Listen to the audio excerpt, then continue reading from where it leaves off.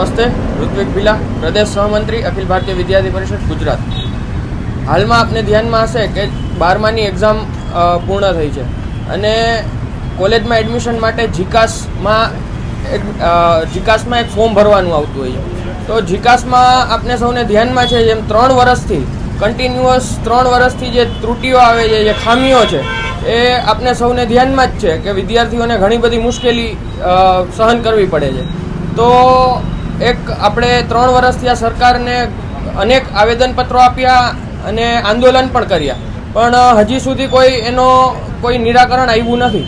તો હવે આપણી સરકાર, રાજ્ય સરકારને એક અમારી અખિલ ભારતીય વિદ્યાર્થી પરિષદની માંગ છે કે પ્રાઇવેટ યુનિવર્સિટીઝ છે જેટલી, એનો પણ જીકાસમાં સમાવેશ કરવામાં આવે.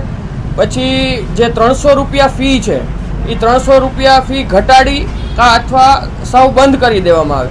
અને એક મુખ્ય માંગ એ છે કે બહેનો માટે જે 300 રૂપિયા છે એ સાવ નિઃશુલ્ક કરવામાં આવે.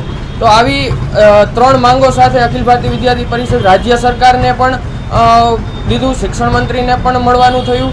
એ બધાને મળી અને વાતચીત થઈ, પણ કોઈ નિરાકરણ આવ્યો નથી. તેથી આગામી સમયમાં જો આના ઉપર કોઈ ઠોસ નિર્ણય લેવામાં નહીં આવે તો અખિલ ભારતીય વિદ્યાર્થી પરિષદ ગુજરાત દ્વારા ઉગ્રમાં ઉગ્ર આંદોલન કરવામાં આવશે.